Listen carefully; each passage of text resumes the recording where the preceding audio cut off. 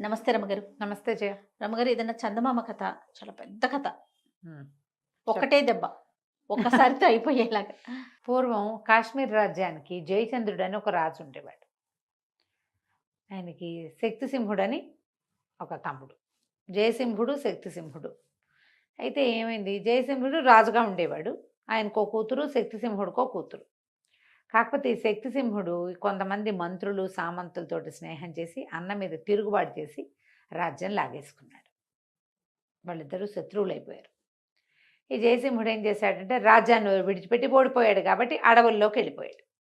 ఆయన ఫాలోవర్స్ కొంతమంది చిన్న సైన్యం ఆయన వెనకాల పడి వెళ్ళిపోయింది.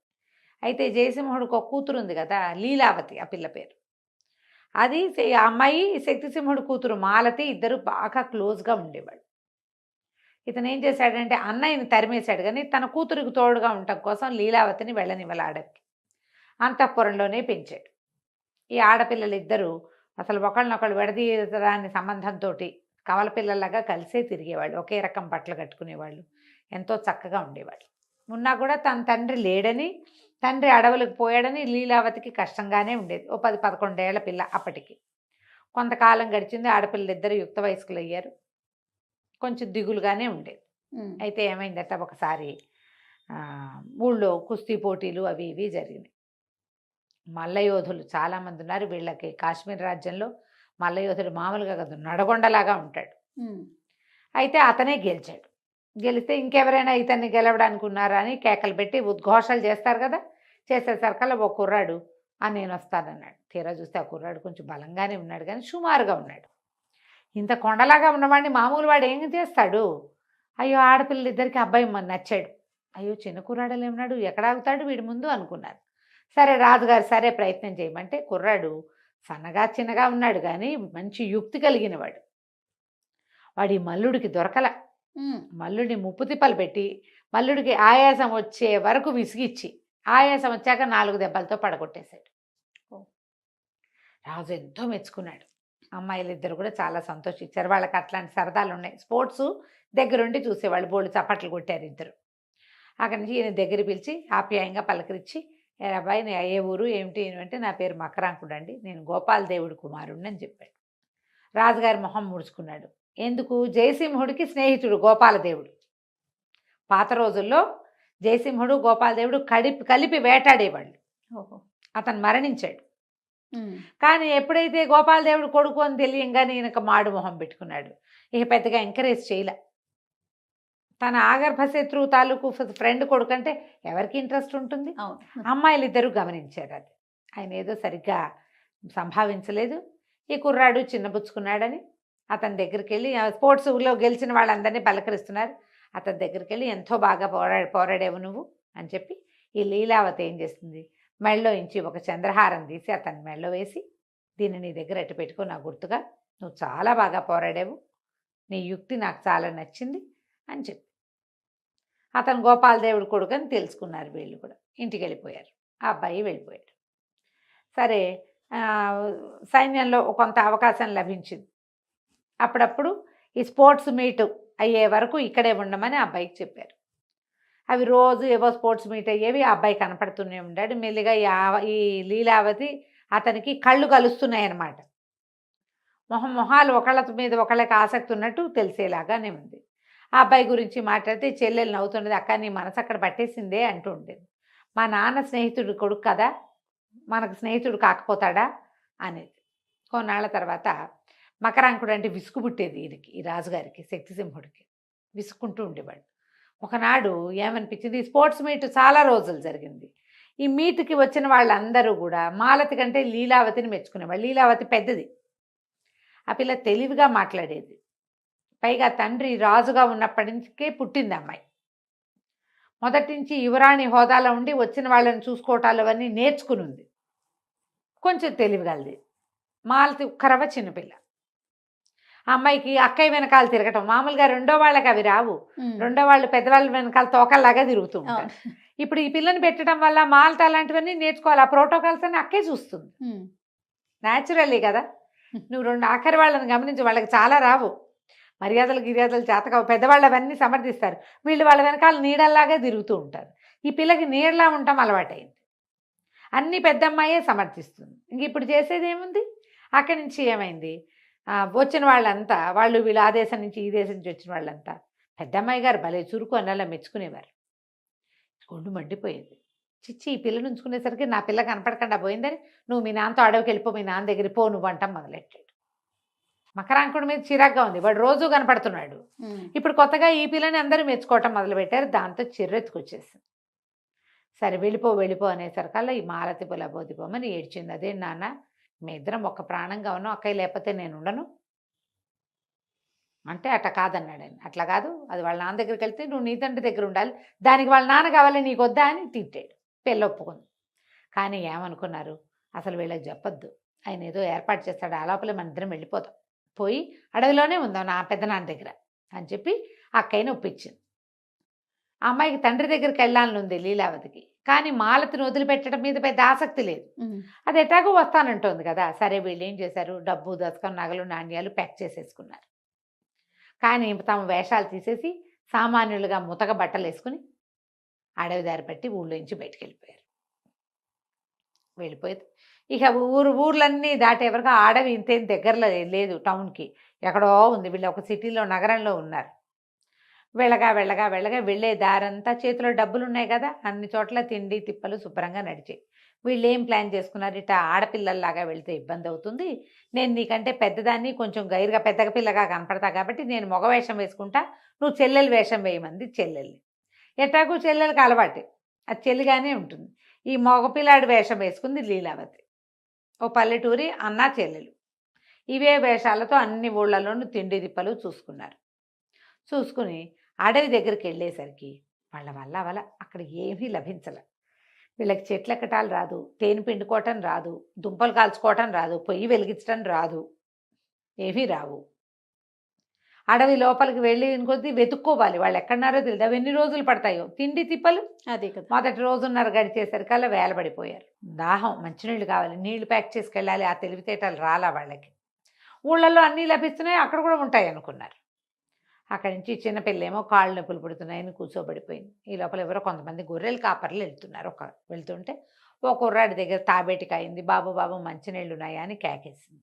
వాడు వచ్చి నీళ్ళు ఇచ్చాడు. నీళ్ళు ఇస్తే మరి వీడు మగవేషంతో ఉంది కదా లీలావతి, మేము ఏదో పని మీద వచ్చాము, అడవిలో ఉందామని వచ్చాము, మరి ఇక్కడ ఏం అవకాశాలు దొరకలేదు, మా చెల్లెలు శోషొచ్చి పడిపోయేలాగా ఉంది, తిండి తిప్పలు ఏమైనా దొరుకుతాయి అంటే ఇతను ఏమన్నాడు, కొంచెం బాగా ముందుకెళ్తే ఒక గొర్రెలు కాపరి తన ఇల్లు అమ్మేసి వెళ్ళిపోదాం అనుకుంటున్నాడు. అడవిలో ఉంది వాళ్ళకి ఇల్లు, అక్కడికి వెళ్ళండి, అక్కడ ఉంటే ఈ పూట మీకు భోజనం లభిస్తుంది, వాళ్ళు ఏదో తిండి పెడతారంటే ఈ చెల్లెల్ని మంచినీళ్ళు ఇచ్చి మెల్లిగా లేవ తీసుకుపోయింది.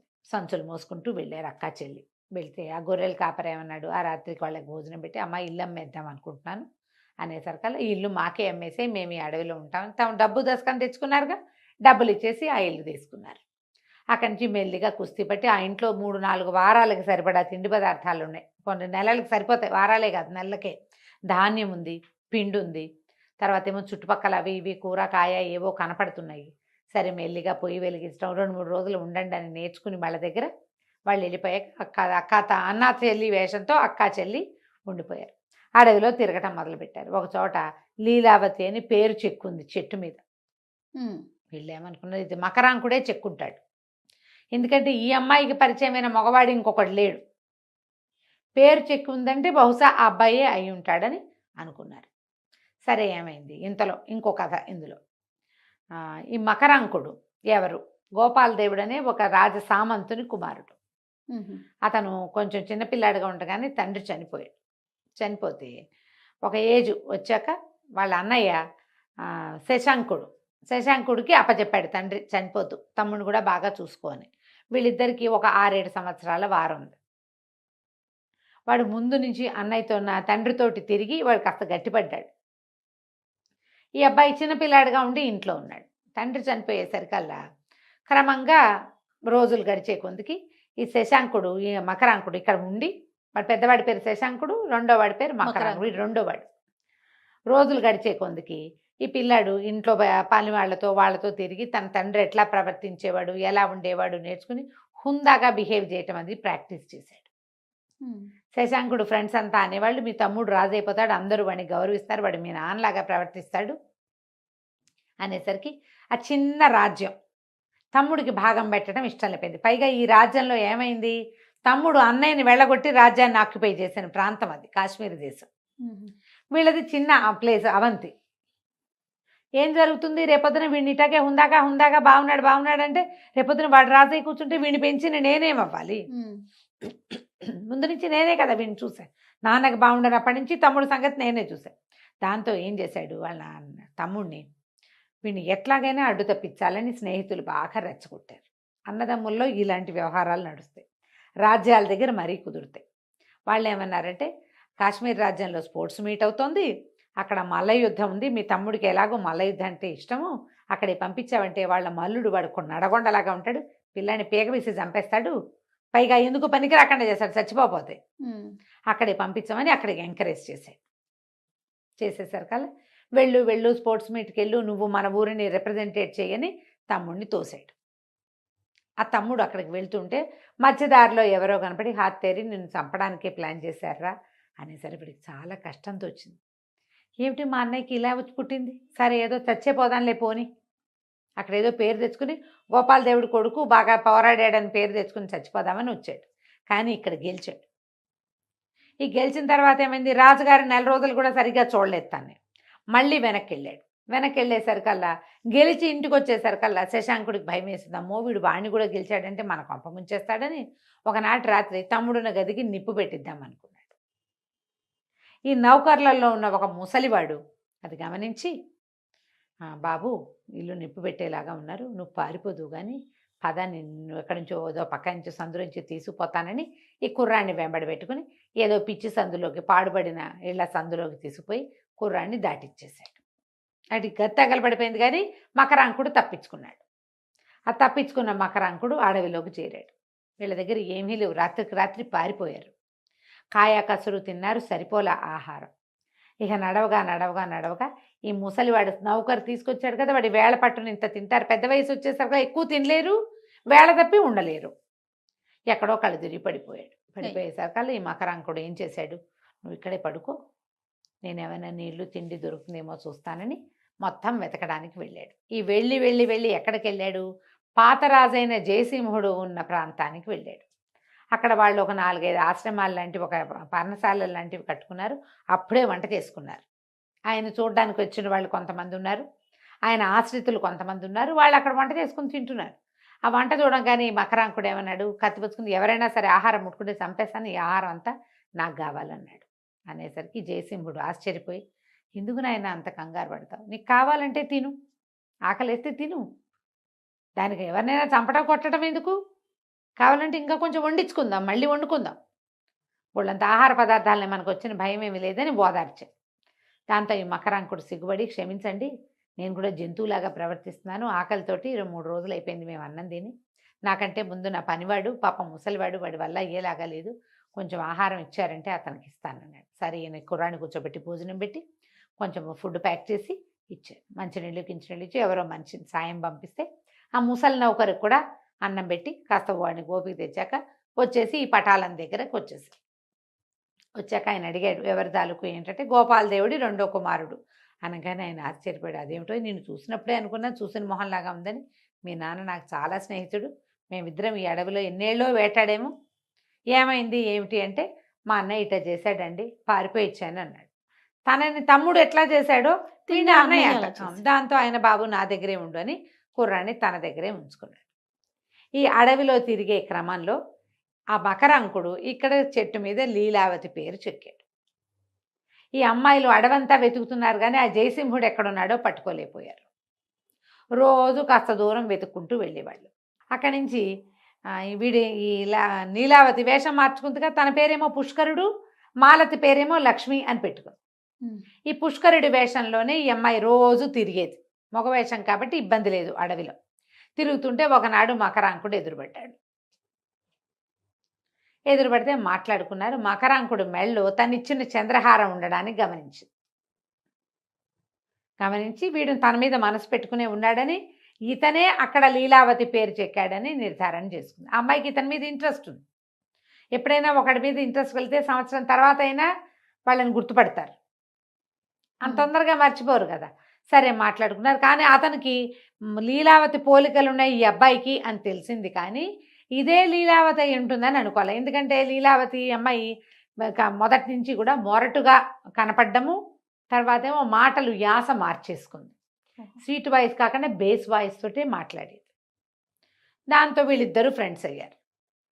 2 సార్లు ఒకసారి 2 సార్లు కలుసుకున్నారు. కలుసుకున్నాక అతను ఏం చెప్పాడంటే, నేను ఆ లీలావతిని మర్చిపోలేకపోతున్నాను, నా ప్రాణం అంతా అమ్మాయి మీదే ఉంది, నేనేమో అడవిలో ఉన్నాను, ఆ అమ్మాయి రాజ్యంలో ఉంది, పోనీ ఇక్కడే ఉన్నా ఈయన కూతురు కాబట్టి నాకు కుదిరేది, ఇప్పుడు నేనేం చేయగలను, ఆ శక్తిసింహుడు అమ్మాయిని వదులుతాడో వదలడో తెలియదంటే, అయితే ఈ లీలావతి ఏమంది, నువ్వు ప్రేమిస్తున్నానని చెప్పావంటే, ఎక్కడ చెప్పాను, మేమిద్దరం చూసుకుంటూ ఉండేవాళ్ళం అంతేనన్నాడు. అయితే ఓ పని చెయ్యి, నువ్వు మా ఇంటికి రా, మా ఇంట్లో మా చెల్లెలు ఉంది, నేను లీలావతిలాగా నటిస్తా, మా చెల్లితో అంటల్లా నేనే లీలావతిగా నటిస్తాను, అప్పుడు నువ్వు లీలావతితో ఏమేమి చెప్పదలుచుకున్నావో అవన్నీ నాకే చెప్పు, నీకు కూడా కొంచెం మనసులో బరువు తీరినట్టు ఉంటుంది అని చెప్పి ఇంటికి తీసుకెళ్ళింది. అమ్మాయిలు ఇద్దరు ఇతను లీలావతితో మాట్లాడుతుంటే మంచిగా ఎంజాయ్ చేసేవాళ్ళు. లీలావతికి ఎలాగో సరదాగా ఉంది, తనకు కావాలి ఇతను ఎట్లాగైనా, కానీ ఇప్పుడే తన వేషం బయట పెట్టకూడదు. వీళ్ళిద్దరూ బాగా కలుస్తూ ఉండేవాళ్ళు తరచుగా. రమగారు, మనము లీలావతి అండ్ మకరాంకుడు కథ చెప్పుకుంటూ ఉన్నాము, అది కంటిన్యూ చేసేద్దామండి. లీలావతి మాలతి ఇద్దరు అన్నా చెల్లి వేషాలతోటి అడవిలో ఉన్నారు. మకరాంకుడు వాళ్ళకి కనపడ్డాడు. ఈ మకరాంకుడికి మగ వేషంలో ఉన్న లీలావతికి, పుష్కరుడి పేరుతో ఉన్న లీలావతికి ఫ్రెండ్షిప్ కుదిరింది. సరే మాట్లాడుకుంటూ ఒకసారి మకరాంకుడు తను ఇట్లా జయసింహుడి దగ్గర ఉంటున్నానని చెప్పి ఈ పుష్కరుడిని తీసుకుపోయాడు. తీసుకెళ్తే ఈ అమ్మాయి మగ వేషం నుండి తండ్రితో మాట్లాడి తండ్రి ఆను పాను అన్నీ తెలుసుకుంది. కానీ ఆ అమ్మాయికి తండ్రి దగ్గర చేరిపోవాలని లేదు ఇమీడియట్గా. ఈ మకరాంకుడికి తనంటే ప్రేమ, ఇతన్ని స్వాధీనం చేసుకోవాలి. ఈ లోపల ఏమైంది, అక్కడ వెళ్ళినప్పుడు ఆయన అడిగాడు, ఏ వంశము, మీ నాన్న ఎవరు, ఏమిటంటే నేను గొప్ప వంశంలోనే పుట్టానండి అని, తండ్రి పేరు మాత్రం చెప్పాలి. వీళ్ళు తిరుగుతూ ఉండేవాడు మకరాంకుడు వీళ్ళ దగ్గరికి. తిరుగుతూ ఉండి లీలావతితో తను మాట్లాడదలుచుకునేవి, ఆ అమ్మాయి తనకు ఎట్లా గుర్తొచ్చింది, రాత్రి కల్లో ఎలా వచ్చింది, అవన్నీ ఈ పుష్కరుడి వేషంలో ఉన్న లీలావతికే చెప్తూ ఉండేవాడు. అక్క చెల్లి సంతోషంగా సరదా పడుతూ వింటూ ఉండేవాడు. ఒకనాడు ఈ మకరాంకుడు వీళ్ళ దగ్గరికి వస్తానని చెప్పి ఆ రోజు పొద్దునే వస్తూ ఉంటే అతనికి ఒక పొద దగ్గర పడుకుని ఉన్న ఒక మనిషి కనిపించాడు. ఎవడో వేటకు వచ్చినవాడు, ధనుర్బాణాలు పక్కనుండే పడుకుని ఉన్నాడు. పడుకుని ఉంటే ఒక పెద్ద సర్పం ఉంది అతని పక్కన. ఉలిక్కిపడ్డాడు. ఇతను వెళ్ళి కాళ్ళ చప్పుడు వేసరికల్లా సర్పం బారిన పడిపోవాల్సింది. వీడు వెళ్ళేసరికి పాము పారిపోయింది. ఇంకొంచెం ముందుకు వెళ్ళేసరికల్లా రెండో పక్క నుంచి ఒక సింహం వాడికేసే చూస్తుంది, పడుకున్న వాడికేసే. సింహం కానీ పులి కానీ కదలని వాటి మీద పడవు, చచ్చిపోయిన వాటి జోలికి వెళ్ళవు. మనుషులు పడుకున్నారనుకో, స్టిల్గా ఉంటే వాళ్ళ జోలికి వెళ్ళవు అవి. వాడు కదిలితేనే, వాడు కదలటం కోసం చూస్తోంది. ఎప్పుడైతే ఈ సింహం చూస్తుందో, అయ్యో పాము నుంచి తప్పించుకుని వీడెవడో సింహం నోట్లో పడేందుకు సిద్ధంగా ఉన్నాడే అని చెప్పి దగ్గరికి వెళ్ళేసరికి వీడికి కనపడింది, వీడు శశాంకుడు, తన అన్నయ్య. ఓహో, ఏ వేటకో వచ్చుంటాడు, దారి తప్పి రాత్రి వెళ్ళలేకపోయాడు ఇంటికి, ఈ చెట్టు కింద పడుకున్నాడు. తెల్లారేసరికి సింహం చేరింది అక్కడ. అక్కడి నుంచి వెళ్ళిపోదామనిపించింది. తన్ని 2 సార్లు చంపేందుకు ప్రయత్నం చేశాడు అన్నయ్య. ఓసారి మల్ల యుద్ధానికి పంపాడు, రెండోసారి ఇంటికి నిప్పు పెట్టే ప్రయత్నం చేశాడు తను పడుకున్న గదికి. వాడిని రక్షించబుద్ధి కాల. కానీ ఒక్క అడుగేస్తే నాన్న గుర్తొచ్చాడు వాడికి. అన్నయ్య మాట విను, అన్నయ్య చెప్పినట్టు ఉండు అని చెప్పాడు. చచ్చిపోతుంటే వదిలిపెట్టచ్చా, వాడు చేస్తే చేశాడు. వాడి చుట్టుపక్కల మాట విని ఆస్తి 2 భాగాలు అవుతుందన్న దురాశకి లోనే చేశాడు. నాకు ఇప్పుడు ఏమీ లేదు, నాకు ఆస్తి వద్దు, స్వాస్తి వద్దు. ఎవడైనా మనిషి ఉన్నా కూడా రక్షించేవాడిని కదా, సొంత అన్నయ్యని నేను చేయొచ్చా ఇట్లా?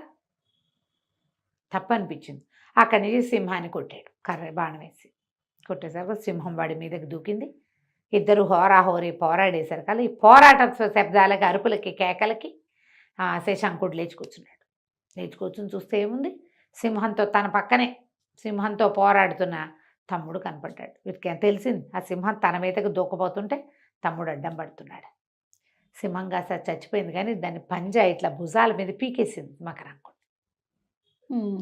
అయితే ఏమైంది, మకరాంకుడు ఇద్దరు కావలించుకున్నారు ఒకళ్ళనొకళ్ళు. శశాంకుడు అన్నాడు, నేను నీకు ఎంత అన్యాయం చేయబోనాను, నువ్వు నన్ను బతికించేసావురా అంటే, ఇది ఒకటే కాదన్నయ్య, నీ మీద పాము కూడా పడిపోయింది, అది తప్పుకుని ఇది పడుతుంటే దీన్ని కొట్టాను అన్నాడు. అన్నాక ఏం చెప్పాడు, నువ్వు ఓ పని చెయ్యి, నేను జయసింహుడి దగ్గరికి వెళ్ళి కట్టు కట్టించుకుంటా, వాళ్ళ దగ్గర మందులునే వెజ్ ఉన్నాడు అక్కడ వైద్యుడు. నువ్వు ఇట్లా ముందుకెళ్తే ఇట్లా రైతుపల్లెల వైపుకి ఒక గుడిసుంది, ఒక గొర్రెల వాళ్ళ పాకుంది, అందులో పుష్కరుడని నా స్నేహితుడు ఉన్నాడు, వాళ్ళ చెల్లెలు కూడా ఉంటుంది. పొద్దున్నే వాళ్ళ ఇంటికి వస్తానని చెప్పాను నేను, వాళ్ళు నా కోసం ఎదురు చూస్తూ ఉంటారు. నువ్వు పోయి అక్కడికి వెళ్ళి నేను రావట్లేదని, నాకు సింహం వల్ల నాకు దెబ్బ తగిలిందని చెప్పు అని చెప్పేసరికల్లా సరే శశాంకుడు ఏం చేశాడు, శశాంకుడేమో మా లీలావతి మాలతి ఉన్న గుడిసెకు బయలుదేరాడు. మకరాంకుడేమో భుజం సింహం పీకిందిగా, కట్టించుకోవడానికి జయసింహుడి దగ్గరికి వెళ్ళిపోయాడు. ఆ గుడిసె దగ్గరికి వెళ్ళిన పుష్కరుడికి వాకిట్లో బిందెతో మంచినీళ్ళు తెస్తున్న లక్ష్మీ రూపంలో ఉన్న మాలతి కనపడింది. ఆ పిల్ల అందానికి మూర్చిపోయాడు వీడు. ఏమిటి ఇంత బాగుంది అమ్మాయి, రాజకుమార్ తల్లే ఉంది అని ఆశ్చర్యపోయి, నేను శశాంకుడిని, మకరాంకుడు వాళ్ళ అన్నయ్యని, మీ అన్న ఉన్నాడా అని అడిగారు. అన్న ఉన్నాడు, లోపల ఉన్నాడని లోపల తీసుకెళ్తే అప్పుడు ఈమె పుష్కరుడు మా శశాంకుడు చెప్పాడనమాట, ఇక్కడ యాక్సిడెంట్ లాగా అయింది, ఓ సింహం నా మీద పడితే మా తమ్ముడు దాన్ని పోరాడాడు, మరి దెబ్బలు తగిలినాయి, కట్టించుకోవటానికి జయసింహుల వారి దగ్గర వెజ్జున్నట్ట అక్కడికి వెళ్ళాడు అని చెప్పేసరికల్లా ఈ పుష్కరుడు నుంచుని పాడాన పడిపోయాడు. శశాంకుడిని సింహం పీకేసింది అనగానే కళ్ళు తిరిగిపోయినాయి. వీడికి అర్థం కాల. మంచి ఇద్దరు నీళ్లు తెచ్చి నీళ్లు చల్లి లేవదీస్తే ఏమిటి ఎందుకు అట్లా మూర్చిపోయి ఉంటే, నేను లీలావతి లాగా నటిస్తాను కదా ప్రతిసారి, అలా లీలావతి భావంలోకి వెళ్ళిపోయిన శశాంకుడి పేరు వచ్చేసరికి లీలావతి అయితే స్పృహ తప్పి పడిపోదు, అలాగే నేను పడిపోయాను. సరే కాసేపు కూర్చున్నాడు. ఆ అబ్బాయికి ఎంతసేపు ఆ లక్ష్మి మీదే ఉన్నాయి చూపులు. ఆ పిల్ల కూడా చక్కగా బాగున్నాడు, ఇతను వాళ్ళ అన్నయ్యే కదా, అన్నదమ్ములు. అక్కడి నుంచి అడిగింది, మీరు ఎట్లా మీ ఇద్దరు ఎట్లా కలిశారు, మీ ఇద్దరు ఏదో విడిపోయారని చెప్పాడే మాకు మకరాంకుడు అంటే, అవును నేను పొరపాటు చేశాను, నా తమ్ముడితోటి నేను వైరం కొని తెచ్చుకున్నాను అనవసరంగా, వాడు చాలా మంచివాడు, మా నాన్నలాగా చాలా సహృదయుడు, నేను ఇది ఎట్లా ప్యాచప్ చేసుకోవాలో కూడా నాకు అర్థం కావట్లేదు అని చెప్తే, లక్ష్మి పుష్కరుడు ఇద్దరు బాగా ఓదార్చారు. ఇప్పుడు కలిసిపోయారు మీ ఇద్దరు, హాయిగా కులాసాగా కలిసి ఉండండి, మీ తండ్రి లేడు తల్లి లేదు, అన్నదమ్ములే కదా కలిసి ఉండాలి. ఇప్పుడు మేము చూడండి మాకెవరు లేరు, మేము ఇద్దరం కలిసి ఉండట్లా, ఏముంది ఒక రాజ్యం 2 ముక్కలు అయితే అవుతుంది, ఏమైపోతుంది, ఎవడి ముక్క వాడు పాలించుకోండి చక్కగా అని బాగా ఎంకరేజ్ చేశారు. సరే ఈ మకరాంకుడు శశాంకుడిని కలిసిపోవాలని ఇతను ఊహించుకున్నాడు. ఇంతలో అక్కడికి వెళ్ళాడు కదా, మళ్ళీ వెనక్కి వెళ్ళిపోయాడు. ఇక్కడ వీళ్ళకి చెప్పి ఓ 2-3 గంటలు వీళ్ళ దగ్గర కూర్చుని మకరాంకుడు కోసం వీళ్ళు వండిన వంటంతా తిని శశాంకుడు జయసింహుడున్న దీని దగ్గరికి వెళ్ళి తమ్ముడికి చెప్పాడు, ఆ పుష్కరుడు ఏమిటోరా నీకు సింహం పీకింది అనగానే కళ్ళు తిరిగి పడిపోయాడు విచిత్రంగా అంటే, అబ్బో ఏం లేదు, అతనికి నేనంటే చాలా ప్రేమ, అది ఇది అని మాట్లాడుకున్నాక శశాంకుడు చెప్పాడు, ఆ లక్ష్మి చాలా నచ్చింది నాకు, అమ్మాయిని పెళ్లి చేసుకోవాలనుకుంటున్నాను అని అడిగేసరికల్లా సరే పెళ్లి చేసుకుందు కానీ ఈ జయసింహుడితోటే చెప్పారు.